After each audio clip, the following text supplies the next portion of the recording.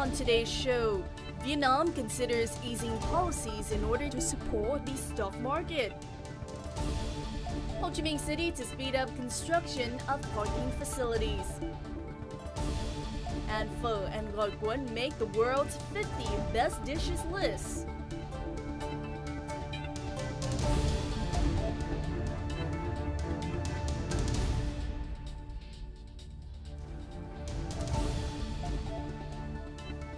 Hello and welcome to Vietnam in Focus. We bring you closer to Vietnam, especially the business updates. And also here on our show, prepare to meet many faces and voices of market players and policymakers here in the country. I'm Thuy Dương. And I'm Quốc Khánh. You're watching Vietnam in Focus.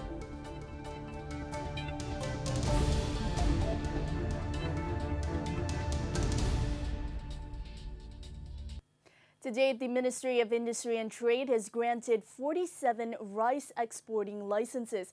According to the ministry, 50 to 60 licenses at most would be sufficient. By contrast, the Vietnam Food Association believes that this number would not be sufficient.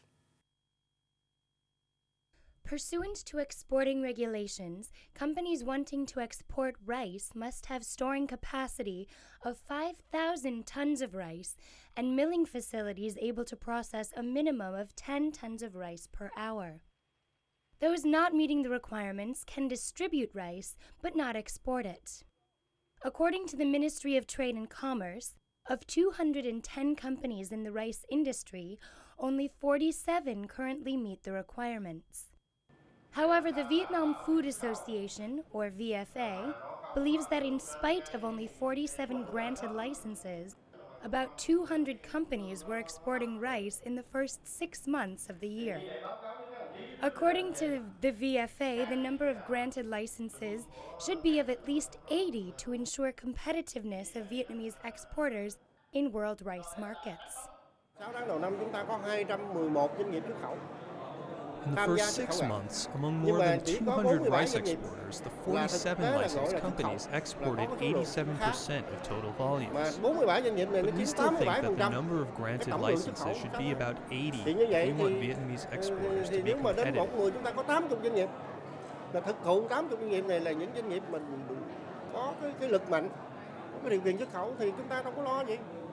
Although more licenses may indeed increase the competitiveness of Vietnamese exporters, compliance to government licensing ensures the quality of the companies representing the Vietnamese rice market globally. According to Vietnam's Internet Center, only 2 months after opening up a free registration program for Vietnamese language URLs, their growth has exceeded all expectations. To date, about 280,000 Vietnamese language Universal Resource Locators, or URLs, have been registered. Most of them are business websites, social networks, and personal blogs. Websites with the highest traffic include tienonline.vn, sedapdoi.vn. Of all Internet users, those in rural areas tend to identify more with Vietnamese language URLs, which they believe better represent the Vietnamese character. Even some remote villages now have their own domain names, such as langquin.vn for Quin Town, or nonkay.vn for Nonkay Town. However, according to Google Analytics, only around 41% of users type the Vietnamese URL directly in the address bar, while 57% reach them through secondary links. A representative of Vietnam's Internet Center in Ho Chi Minh City addressed concerns that Vietnamese language URLs might deter non-Vietnamese speakers from accessing the websites.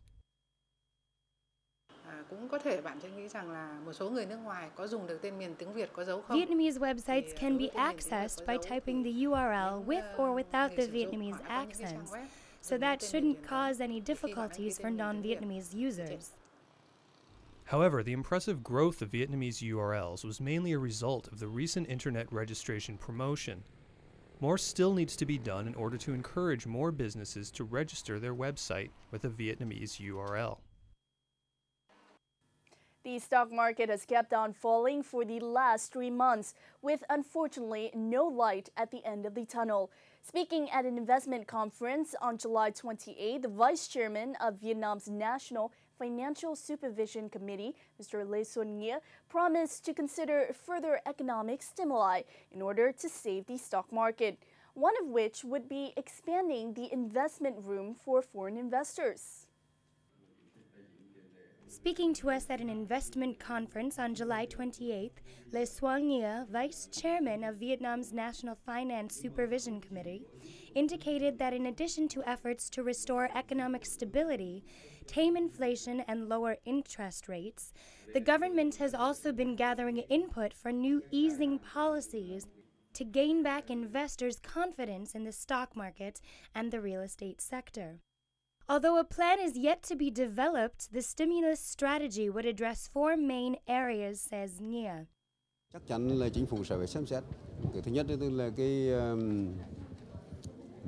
The government will consider expanding room for foreign investors and creating more liquidity for mid-cap stocks in economically mandatory sectors, including rubber and fisheries. According to Nghĩa, easing policies would also allow facilitation of payment methods in equity tradings and encourage the listings of better quality stocks.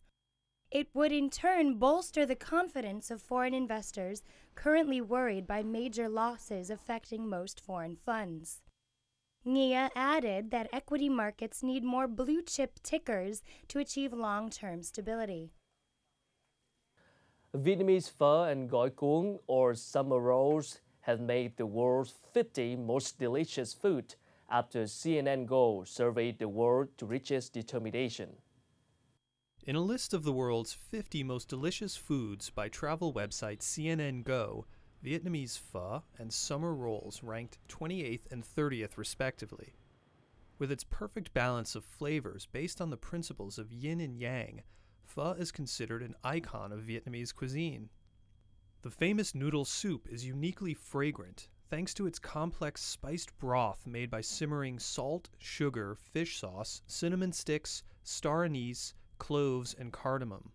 The broth is then added to thinly sliced beef tenderloin, rice noodles, raw onions, and cilantro. The soup is commonly topped with lime, bean sprouts, herbs, and a touch of chili to suit a person's individual taste. Former American President Bill Clinton famously savored the Vietnamese delicacy while visiting Ho Chi Minh City in November of 2000.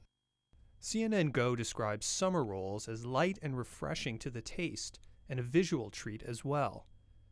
They consist of a mixture of pork, shrimps, rice noodles, and fresh herbs rolled together in rice paper. The rolls are typically accompanied by a peanut-based dipping sauce. It comes as no surprise that many foreigners come to Vietnam in search of its culinary treasures, including authentic pho and summer rolls. I love the spring roll. I love the mixture of the fresh herbs with the shrimp and the pork and the greens inside.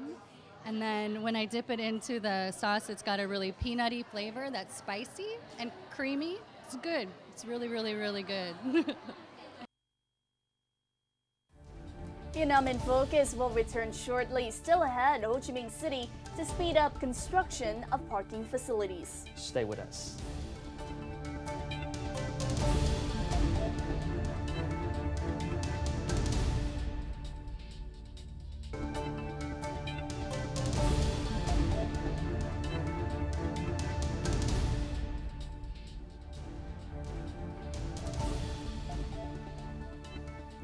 Hello and welcome back to Vietnam in Focus. Now here is an interesting fact for you. There are 4.7 million motorbikes in Ho Chi Minh City, Vietnam's biggest metropolis. They are estimated to increase by 30,000 motorbikes per year. Well, with the populations of around 7.3 million people, the city has the highest per capita motorbike ratio in Southeast Asia, while the numbers of cars is also rapidly rising.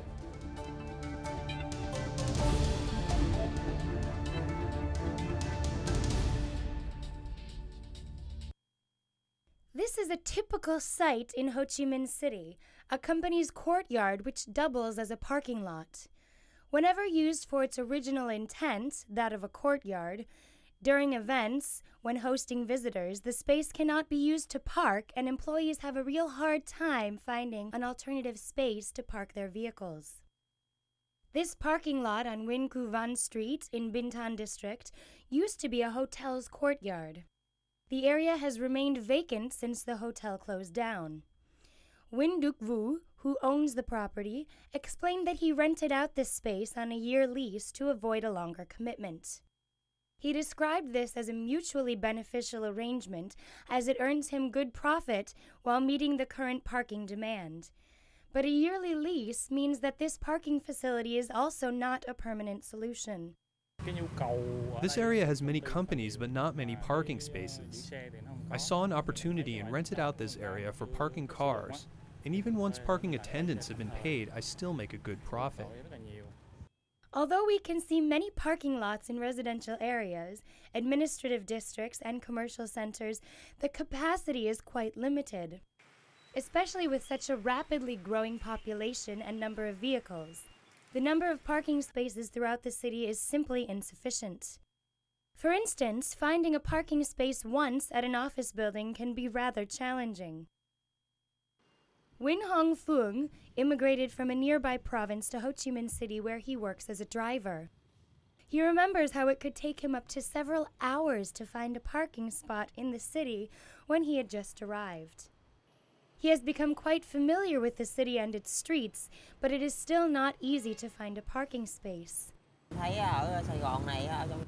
It's hard to find a place to park downtown. You must know the streets very well, or else you just park by the park.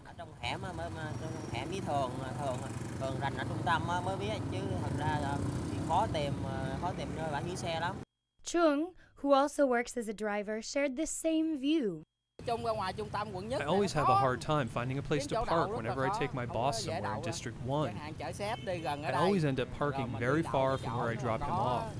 If I get stuck in traffic on my way back to pick him up, then I have a problem. It's time for Ho Chi Minh City to build more parking lots, says Dr. Win Hu Win from the Southern Economics Institute. We have to build underground parking structures so that vehicles can be parked there and not on the sidewalks, which should be available to walking traffic. Because of the current parking spaces shortage, cars are often parked on sidewalks. Also, motorbikes parked along narrow streets are blocking access and creating congestion. Ho Chi Minh City's authorities developed a strategy for public transportation in 2010. It includes construction of free park and ride facilities in suburban areas. This plan aims to reduce the pressure of motorbikes flocking into the city every day.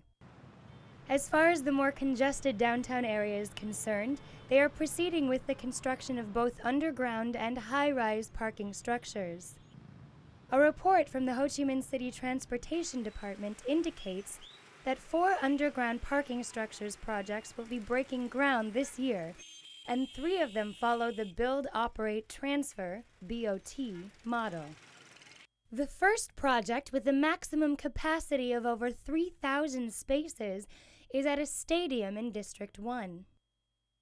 The second project, with a capacity of more than 500 parking spaces and a total capital of about $44.1 million, consists of a performance stage in District 3. With 5 stories and capacity of more than 1,500 cars and 1,400 motorbikes, the third project is at a large downtown park. With a capacity of more than 200 spaces and total investment of $87.4 million, the most awaited project is the Bintan Park. Developed by IUS, a company specializing in underground constructions, it follows the BOT model. U.S. Chairman Tuan, although aware of the difficulties in implementing the project, is optimistic about its success and believes it can catalyze a breakthrough in Vietnam's development path.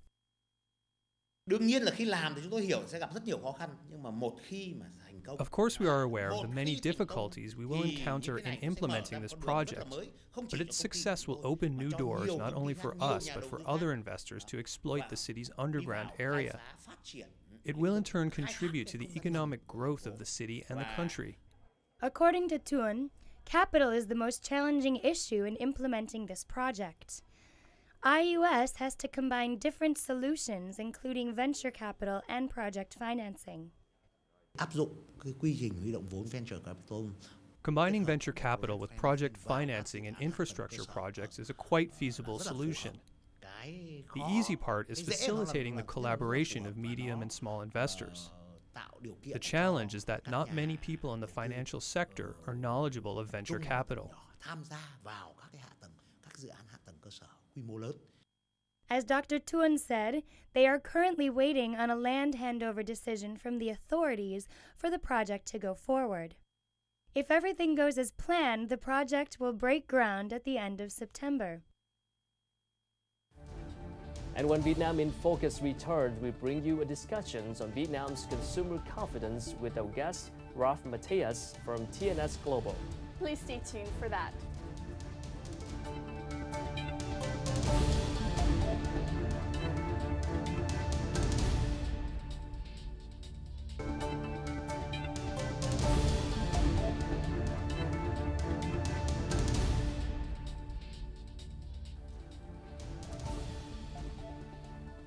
Hello and welcome back to Vietnam in Focus. In a business briefing a few months ago, Ralph Mateus, who is the Regional Managing Director of TNS, has delivered a presentation on the good, the bad, and the ugly of Vietnam.